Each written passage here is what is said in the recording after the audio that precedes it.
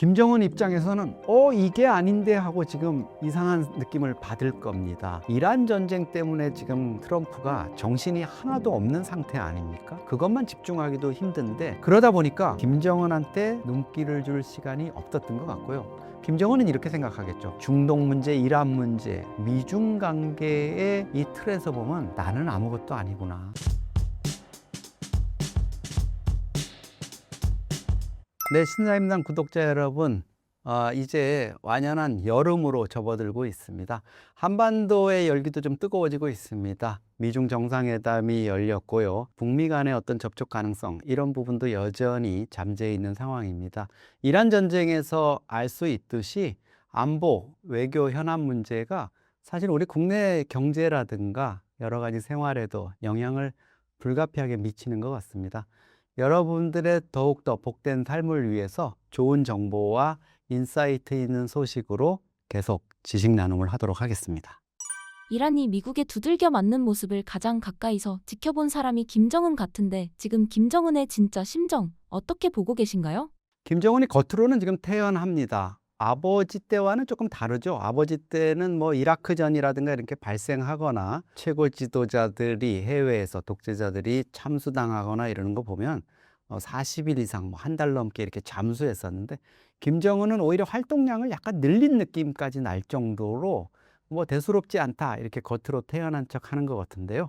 속으로야 얼마나 지금 마음이 타들어가고 위기감을 느끼고 초조하겠습니까? 일단은 독재자들, 그것도 미국의 국익에 반하거나 트럼프 대통령의 마음에 들지 않는 세력이라면 하루아침에 나락으로 가는 그런 세상이 됐습니다. 전쟁 양상이 완전히 달라진 거죠. 과거에 9.11 테러를 했던 오사마 빈 라덴 10년 가까이 추적했고요. 이라크의 후세인도 9개월 걸렸고, 어쨌든 많은 노력과 공이 들어야 되는 이런 상황이었는데, 이제는 그냥 마두로 잡아와 하면은 미군 특수부대가 가서 그냥 잡아옵니다. 그리고, 이란은 마두로 베네수엘라랑 다르지, 인구 9천만이고 그렇게 큰 나라를 했는데, 그냥 이스라엘 모사드의 정보, CIA 정보가 결합된 치밀한 준비 끝에 결심한 직후 바로 정밀 타격을 통해 가지고 수뇌부 수십 명을 알리 하메네이, 37년 동안이나 이란의 독재를 이끌었던 최고 지도자 아닙니까? 그런 세력들을 일거에 무너뜨릴 수 있는 이런 힘을 전 세계에다 투사하고 있습니다. 미국의 위력에 저도 놀라고 있지만, 김정은으로서는 정말 공포에 가까운 이런 느낌을 받을 거라고 생각합니다. 이번에 이란의 하메네이 일가족과 혁명수비대 핵심 인원이 한방에 몰살당했습니다. 그 영상을 김정은뿐 아니라 평양 권력 핵심들도 다 봤을 텐데 지금 평양 내부 분위기 어떻게 보고 계신가요? 겉으로는 태연하죠. 주로 미국에 대한 비난이라든가 특히 트럼프에 대해서 언급하는 걸 아예 안 하고 있습니다. 대신 누구를 때릴까요? 네, 우리 한국과 이재명 대통령과 우리 정부만을 때리고 있습니다. 도대체 저는 이해가 안 되는데요. 우리를 무슨 거의 스토커 취급하듯이 무인기 침투라든가 이런 우리가 북한에 대해서 조금 좀 과하게 했던 부분에 대해서 사과 유감 표명까지 대통령과 통일부 장관이 직접 했는데도 그거는 그래 알았어 이래 놓고는 김여정이 또 한마디 합니다. 우리에 대한 어떤 접촉도 시도하지 말라. 마치 한 번 더 말 걸거나 이랬다가는 스토킹 범죄로 어디다 신고할 것 같은 그런 느낌이에요. 그러니까 거의 이제 불가촉, 거의 접촉하면 안 되는 금기시되는 이런 남북 간의 차단벽을 이렇게 치는 것 같습니다. 그래서 너무 지금 거칠게 나오는 이런 부분을 정부도 상당히 고민스러울 겁니다. 이게 남북 관계를 그냥 손 놓고 있자니 그렇고, 북한이 저렇게 얘기한다고 그렇다고 또 안 할 수도 없지 않습니까? 대북 접근 노력을. 이게 북한의 상황 관리라든가 이런 측면에서는 또 지속해 나가야 되는 이런 측면이 있기 때문에 이런 부분이 좀 상당히 어려움이 있지 않을까 이런 생각이 드는데요. 김정은과 김여정 입장에서는 당분간 자기 체제 유지를 위해서 좀 시간 벌기, 그러면서 내부 체제를 좀 강화하는 이런 쪽으로 방향을 잡은 게 아닌가 이런 생각이 듭니다. 이란 사태 이후 평소 같으면 ICBM 한 번 쏘고도 남았을 텐데 신형 전차, 자폭 드론, 단거리 미사일 같은 재래식 쪽으로만 행보를 보입니다. 이 행동 변화가 의미하는 게 뭘까요? 이란 전쟁과 우크라이나전을 보면서 전쟁의 양상이라는 게 내가 생각했던 것과는 조금 다른 방향으로 갈 수 있겠구나. 현대전의 전략이라든가 이런 것들 틀을 좀 다시 짜야 되겠네. 이런 부분을 생각한 것 같습니다. 이란 전쟁 또 우크라이나 전쟁을 보면은 김정은 입장에서는 가장 느끼는 게 이 핵이라는 게 별로 이렇게 유용하지는 않구나. 실용적이지는 않구나. 이런 거 느낄 겁니다. 개발해 놓고 있으니까 트럼프도 뭐 뉴클리어 파워하면서 핵 보유국으로 이렇게 인정해 주는 듯 그러면서 속으로는 이게 핵이 있으니까 미국이 나를 함부로 못하는 거지. 이런 안도감을 일부 느낄 수는 있을 텐데요. 그렇지만은 트럼프도 그렇고 우크라이나전에서 4년 동안 고전하는 푸틴도 핵을 못 쓰네. 슬쩍 꺼내려다가 뭐 여론 안 좋으니까 다시 집어넣네. 이거는 좀 폼은 나는데 쓰기는 어려운가 보다. 저 두 형님도 못 쓰면 나는 더더욱 못 쓰지. 이런 생각을 굳힌 것 같고요. 그래서 아마 김정은이 발빠르게 재래식 북한에서 상용 무기라 부르는 쪽으로 돌아섰습니다. 이게 그냥 느낌상 그런 게 아니라요. 지난 2월에 평양에서 노동당 9차 대회를 열었는데 그때 김정은이 핵과 재래식 무기의 병진 정책 두 개를 같이 병행 개발해 간다는 이런 얘기를 했거든요. 김정은이 뭐 병진이라고 얘기했지만 실제로는 핵은 6차례 핵실험도 했고 사실 핵 보유로 이제 대충 인정받고 있으니까 놔두고 재래식 무기에 집중하자 이렇게 생각을 굳힌 것 같고요. 그 이후의 행보를 보면 아시지 않습니까?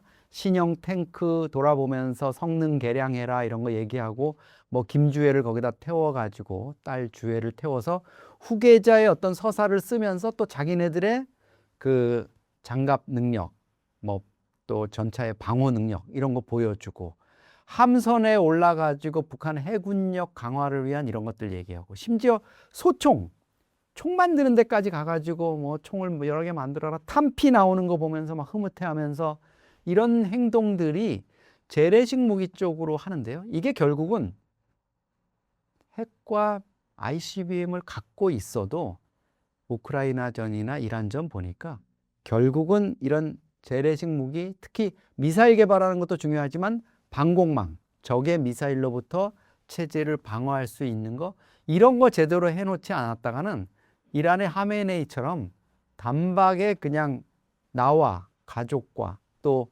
군부나 노동당의 핵심 세력들과 함께 지옥으로 떨어질 수 있을 것 같다. 이런 위기감을 느낀 것 같습니다. 잠깐, 중무관 김정수 대표가 3년 만에 돌아왔습니다. 12번 깡통 끝에 1년 만에 13억 번 비결, 절대 잃지 않는 주식 단기 매매 특강을 무료로 엽니다. 고정 댓글을 확인하세요. 트럼프는 미친 사람이 핵을 가지면 위험하다라는 발언했습니다. 이란을 겨냥한 것 같은데 김정은은 이 말을 어떻게 받아들였을까요? 현재로서는 트럼프의 말이 김정은을 직접 겨냥했다고 보기에는 좀 무리가 있을 것 같습니다. 트럼프의 아주 찔적인 면이라고 볼 수 있는데요. 일단 가진 자한테는 관대하고요. 가지려는 자한테는 좀 가혹한 것 같아요. 사실 이란은 핵을 가지려고 지금 시도를 하고 있고 뭐 그거를 우라늄을 농축해서 뭔가 가고 있는 과정이고요. 북한은 이미 그런 과정에서 미국을 속여가지고 핵을 보유를 했잖아요. 그러면 속여서 가진 사람이 더 나쁜 건데 김정은한테는 너무 스마트하다, 뭐 또 뉴클리어 파워다 이렇게 얘기를 하면서 이란에 대해서는 지금 엄청나게 들고 패고 있잖아요. 핵 절대 가지면 안 된다. 핵물질 미국으로 내가 반출해가지고 우리가 보관하겠다. 이렇게 얘기를 하고 있습니다.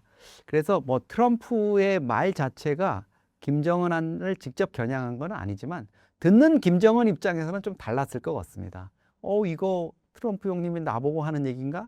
이란 때리고 이러다 보니까 이제 그 다음은 쿠바 거쳐서 평양으로 오는 건가? 이런 느낌을 가졌을 겁니다. 이란 전쟁 마무리하면 지금 쿠바가 사실 뭐 거의 체제가 와해 상태입니다.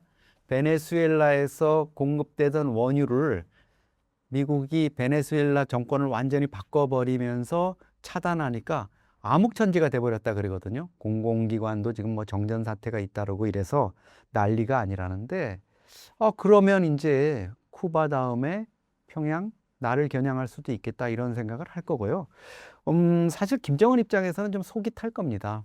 지금 트럼프 정부가 이제 뭐 얼마 안 남았잖아요. 11월에 중간 선거면 임기 반 지나가고 이제 2년 남짓 남게 되는데, 트럼프처럼 자기랑 궁합이 잘 맞는, 죽이 잘 맞는 미국 대통령을 다시 만날 가능성은 많지 않고요. 이후에 미국의 행정부가 다시 북핵 불용이라든가 북한의 레짐 체인지 이런 것들을 시도할 경우에 김정은으로서는 엄청난 위기를 맞고 있는데, 맞을 수밖에 없는데, 사실 김정은 입장에서는 트럼프와 지금 임기 내에 뭔가를 하고 싶은데 시간은 속절없이 흘러가고 있습니다. 이번 주 트럼프가 베이징에서 시진핑을 만납니다. 그런데 만약 트럼프가 시진핑만 만나고 김정은은 거들떠보지도 않고 그냥 돌아간다면 김정은이 어떤 반응을 보일까요? 김정은 입장에서는 이게 아닌데 하고 지금 이상한 느낌을 받을 겁니다. 작년 10월로 우리가 돌아가 보면요, 김정은의 속타는 심정을 알 수 있습니다. 경주 에이펙 아태경제협력체 정상회의에 방문하는 트럼프가 일찌감치부터 김정은을 향해서 러브콜을 보냈죠. 나 한국에 간다. 너 만날 수 있어. 판문점에서 만나든 북한의 뭐 원산에서 만나든 어디서든 만날 수 있어 이랬는데 김정은이 끝끝내 답을 주지 않았습니다. 트럼프 화가 날 만도 하죠. 아들뻘에 트럼프 올해 나이 80입니다. 김정은 42살이고요. 바람을 맞았으니까 뭐 약속된 건 아니었지만 그럼에도 불구하고 트럼프가 정말 놀라운 인내력을 보였죠. 이번에 김정은하고 타이밍이 안 맞은 거야. 다른 게 아니고 다음에는 꼭 만날게 했는데, 트럼프가 그러면 이번에 올 거를 생각하고 김정은은 많은 전략적인 준비를 했을 겁니다. 근데 웬일인지 트럼프가 오는 당일이나 그 당시에도 뿐만 아니라 그 이전에 서울은 물론 워싱턴에서 그런 얘기가 하나도 나오지가 않아요. 사실 지난해 10월 같은 경우에는 미국 백악관 출입 기자들이 그 이전부터 트럼프한테 계속 질문을 쏟아냈어요. 이게 이유가 있겠죠. 이란 전쟁 때문에 지금 트럼프가 정신이 하나도 없는 상태 아닙니까? 그것만 집중하기도 힘든데, 사실 미중 정상회담도 원래 4월 말에 3월 말에 열리기로 했던 것들이 지금 한 달 반 연기돼 가지고 했기 때문에 더 미룰 수도 없는 상황이었지 않습니까? 본래 이란 전쟁을 말끔히 마무리하고 시진핑을 만나 가지고 뭔가 하려 했던 이런 계획이 어그러진 거죠. 그러다 보니까 김정은한테 눈길을 줄 시간이 없었던 것 같고요. 김정은은 이렇게 생각하겠죠. 중동 문제, 이란 문제, 또 미중 관계의 이 틀에서 보면 나는 아무것도 아니구나. 나는 그러면 트럼프가 시간 남을 때 심심풀이 땅콩용인가? 이런 식의 생각도 하고 있을 거고요. 특히 북미 관계와 관련해 가지고 본인이 진도를 트럼프 임기 때 내고 싶은 생각이 많이 있을 텐데, 그 모멘텀을 어떻게 살리고 어떤 타이밍을 잡아서 트럼프와 다시 3차 정상회담을 하지? 고민이 깊어질 수밖에 없을 것 같습니다. 40대 초반에 김정은이 후계 작업을 이렇게 서두르는 것 자체가 건강 문제의 가장 강력한 증거라는 외신 분석이 나오는데, 김정은에게 남은 시간 어느 정도라고 보시나요? 가장 사실 논리적인 추론일 수가 있죠. 건강 문제라든가 본인의 수명과 관련한 뭔가 암시라든가 자기만이 아는 어떤 정보가 있지 않고는 저렇게 행동을 할 수가 없죠. 40세면 보통 본인이 20, 30년은 더 통치를 할 수 있을 거라고 생각하고요. 아이들한테 세습을 하기 위한 거라 그래도 충분히 아이들이 세습을 할 수 있는 나이가 성년이 되고 뭐 20, 30 돼가지고 내부적으로 작업을 하다가 마지막에 물려주고 공식화해도 되는데 왜 이렇게 서두를까? 9살 되는 그것도 딸아이를 데리고 나왔잖아요. 뭐 남녀 요즘 뭐 아들, 딸 구분이 없는 세상이지만 북한이 상당히 봉건적인 또 장자 계승의 이런 전통을 가지고 이어져 왔다는 점에서 보면 딸 9살짜리를 데리고 나와가지고 후계 수업을 시키겠다 그리고 지금 4년 동안 저러고 있는 게 좀 생뚱맞기도 하고 도대체 왜 저러지 하고 그런 점 때문에 아마 국제사회에서도 이거를 어떻게 보면 좀 기이한 걸로 이렇게 보고 있는 것 같습니다. 김정은의 건강 물론 안 좋죠. 뭐 종합병동이라는 얘기까지 나오고 집권 초에 무릎 관절에 문제가 생겨서 지팡이를 짚고 나온 적도 있습니다. 그리고 체중이 뭐 140kg까지 지금 불어서 상당히 문제가 되고 있다 이런 얘기도 있고요. 미국의 한 보험회사에서 수명 예측 프로그램, 그 사람의 여러 가지 건강 정보를 넣어가지고 파악한 거 몇 년 전에 했는데 그게 공교롭게도 2026년이 이제 수명이 다하는 걸로 이렇게 나왔었어요. 사실 40살 청년한테 뭐 이런 얘기를 한다는 게 좀 부적절할 수도 있는데요. 그만큼 이제 김정은의 건강이 좀 안 좋다는 거죠. 그런데 그럼에도 불구하고 과연 최고 지도자로서 북한 최고의 의료 케어를 받고 또 뭐 부족하면 해외에서 지원도 받습니다. 중국이나 러시아뿐만 아니라 서방의 의료 지원도 받을 수 있는 이런 상황인 데서 보면은 김정은이 통치 불능의 상태에 당장 빠지거나 이럴 것 같지는 않아요. 지금 보면은 또 외부 활동이라든가 이런 것도 보면은 상당히 나름대로 활발하게 하고 있고 뭐 약간의 연출된 걸 수도 있지만 계단 같은 데를 이렇게 올라가거나 이런 것도 자력으로 이렇게 올라가는 모습들이 나타나고 있거든요. 그렇다면은 이거는 다른 부분들, 뭔가 다른 속사정이 있는 게 아닌가? 건강 문제라기보다는 후계 문제를 본인이 서둘러야 되는 속사정 이런 것들이 있지 않나 이런 생각이 들고요.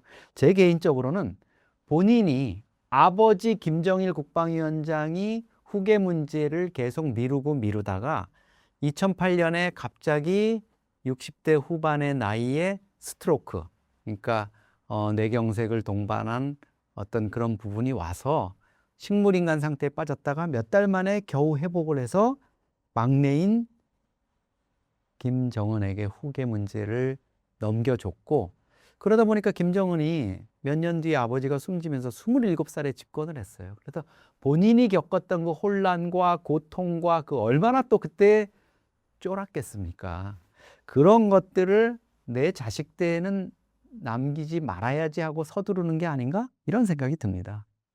3월 한 달에만 김정은이 약 25차례 공개 활동을 했습니다. 김정은 집권 15년 만에 최다 기록인데 이 활발한 활동이 의미하는 게 뭘까요? 일단은 기본적으로 김정은 입장에서는 마두로 체포라든가 하메네이 폭사 등 미국의 어떤 밀어붙이기식, 그 다음에 자기 그 미국의 이익에 반대되는 해외 지도자들을 표적 제거하는 이런 상황에 자기는 위축되지 않는다, 이런 메시지를 보여주고 싶었던 것 같아요. 노동당 간부라든가 주민들, 그리고 뭐 한국이라든가 서방 측에도 이런 걸 과시하고 싶었던 측면이 있는 것 같고요. 또 하나는 올해가 이제 김정은에게 있어서 상당히 중요한 해입니다. 2월 달에 9차 당대회를 열었지 않습니까? 북한이 노동당이 이끌어가는 당체제 국가다 보니까 본인이 노동당 이제 총비서로서 5년마다 열리는 이 노동당 대회를 2월 달에 열었다는 거는 그만큼 해야 할 일이 많았다는 거거든요. 당대회 직후에 열렸던 여러 가지 회의들이라든가 또 당대회에서 제시했던 과업이라고 북한이 일컫는 게 있습니다. 뭐 농업 부분은 어떻게 하고 군수 분야, 병참 분야는 어떻게 하고 이런 사회 문화 분야의 각 분야에서 초다듬에 좀 정책이 내려가자마자 잘 되고 있는지를 본인이 현장에 가서 좀 경험하고 싶었던 게 있었던 것 같고요. 또 하나는 자기 딸이 이제 김주애가 올해 이제 13살이 되면서 뭔가 후계 수업에도 박차를 가하겠다는 생각이 있는 것 같아서 김주애를 데리고 현장을 가는 이런 행보가 많아지고 있습니다. 그런 것들이 이제 어우러지다 보니까 3월에 25차례면 거의 뭐 주말 불구하고 거의 매일 움직였다는 거고요. 4월 들어와서도 또 5월 초에 들어와서도 사실 보면은 상당히 활동을 활발히 하면서 뭐 군수공장이나 이런 데 가는 데는 사실 연이어서 간다거나 하루에도 뭐 몇 차례 공장을 방문한다거나 이런 식의 흐름이 이어지고 있습니다. 국정원이 김주애의 위상을 후계 수업 중에서 후계 내정 단계로 격상시켰다는 이야기도 나오는데 이제 김주애 후계 구도 사실상 굳어졌다고 보시나요? 그렇죠. 4년 동안에 걸쳐서 600회 정도 북한 관영 매체, TV라든가 이런 데 비춰졌다 그러거든요. 이거는 이제 그 강을 건넜다, 이렇게 볼 수 있습니다. 일각에서는 뭐 후계 문제 관련해 가지고 이거 김주애는 그냥 견본으로 내놓는 거고 뒤에서 따로 이렇게 후계 문제를 추진할 거다 이렇게도 얘기하는데요. 이제 더 이상 뭐 이게 그냥 딸바보 아빠의 딸자랑이라든가 다른 목적을 가지고 김주애는 그냥 뭐 데코이 그냥 이렇게 미끼용으로 던지는 이런 거라는 생각을 하기는 좀 무리인 것 같습니다. 적당히 해야지 이 정도면은 이거는 진도가 정말 나간 거거든요. 그리고 아무래도 뭐 국정원이 이 부분은 첩보라든가 이런 걸 통해서 구체적으로 들여다보고 있으니까 저희가 또 알지 못하는 많은 정보들 이런 걸 통해 가지고 후계 수업 중이다 이렇게 또 내정이다 이렇게 갔는데 물론 뭐 국정원 입장에서 최근에 조금 좀 앞질러 나가는 부분도 있는 것 같아요. 제가 보기에는 이걸 너무 기정사실화해서 일각에서는 뭐 와, 북한보다 국정원이 더 김주애를 막 이렇게 기정사실화하네 뭐 이런 느낌도 있습니다.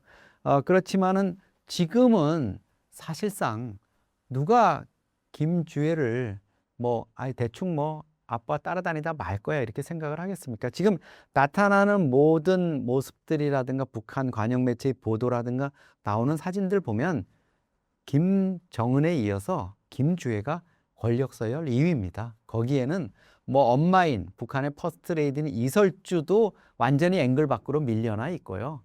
뭐 고모인 김여정은 밀려난 지 오래고 노동당의 고위 간부들 원로들도 김주애 앞에서는 그냥 경영사장들, 임원들 그 정도 수준에 머물고 있는 것 같습니다. 김주애가 전면에 부각되고 있지만 김여정도 여전히 핵심 자리를 지키고 있습니다. 두 사람 사이의 권력 어떻게 전개될 거라고 보시나요? 김주애의 권력에 도전하거나 거기에 방해되거나 오버랩되는 행동은 철저하게 금지될 겁니다. 이거는 김주애가 등장하는 영상이라든가 행사 장면의 의전을 보면 분명하게 알 수 있습니다. 김정은보다 경우에 따라서는 김주애가 더 돋보이게 중앙에 위치하는 그런 경우가 있고요. 부인 이설주라든가 노동당 간부들이 다 밖으로 이렇게 밀려난 상황에 김주애가 주목을 받고 있죠. 김여정은 그 장소에서 거의 반대편, 카메라의 반대편에 서 있거나 보이지 않는 위치로 이건 누가 뭐 강제하는 게 아니라요. 김여정 스스로 자기가 거의 본능적으로 정치적 감각으로 아는 것 같습니다. 내가 여기 나가거나 돋보이면 안 된다. 그러다 보니까 북한이 김정은과 김주애가 나오는 사진 20, 30장 무더기로 공개 많이 하거든요. 김여정이 나오는 건 한두 장, 뒷모습이거나 아주 작게 나오는 이런 것들이 있습니다. 근데 예외는 있습니다.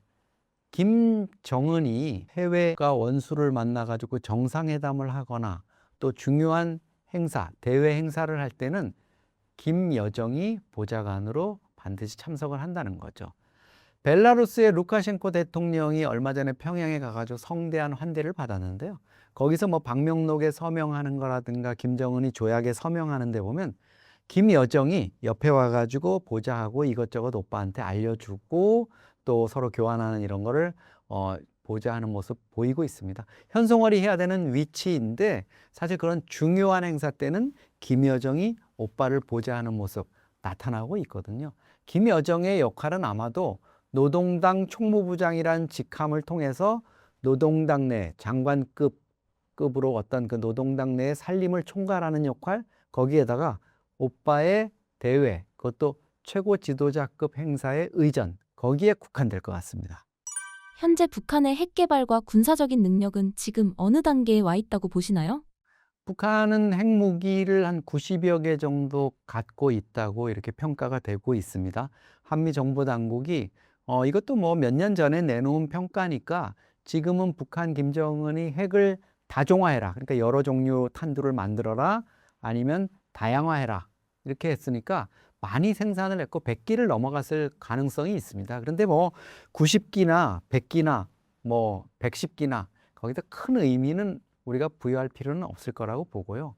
다만 이제 김정은 입장에서는 이런 핵 능력의 고도화와 함께 재래식 무기가 뒷받침되지 않으면 이게 소용이 없겠구나 이런 생각을 하면서 여러 가지 뭐 육해공군의 각종 전투 장비라든가 이런 것들 우리가 아는 거 뭐 야포 그러니까 최근에는 뭐 155mm 포를 다연장 포도 물론이지만 그 장사정 포라고 불리는 주로 수도권을 겨냥하는 이런 쪽을 이제 지금 겨냥하는 이런 능력들을 좀 향상시킨 것 같아요. 기존에 북한의 155mm 포가 한 사거리 20km 정도였다면 지금 60km 정도로 늘렸다고 주장을 합니다. 물론 이제 검증이라든가 실제적으로 어떤 능력인지는 우리가 파악을 해봐야 되겠지만 그렇게 주장하면서 좀 재래식 무기를 지금 촘촘히 좀 만들어 가고 있는데 북한은 어쨌든 핵 능력을 계속 고도화할 겁니다. 왜냐하면 이런 것들이 소위 말하는 핵 무기고의 그 역량을 넓혀 나가는 게 미국과의 협상력이라고 생각하는 것 같아요. 그래서 트럼프와의 북미 정상회담이 결국은 북한이 미북 간의 어떤 핵 딜 그리고 자신들의 핵 지위, 핵 국가 지위를 확보하는 이런 단계로 가는 것을 최종 목표로 삼고 있거든요. 그래서 제재를 해제하고 북미 관계 개선을 하는 여기에 초점을 두고 있기 때문에 핵 능력 고도화 이거는 뭐 계속 추진해 나갈 수밖에 없는 상황이라고 생각을 합니다.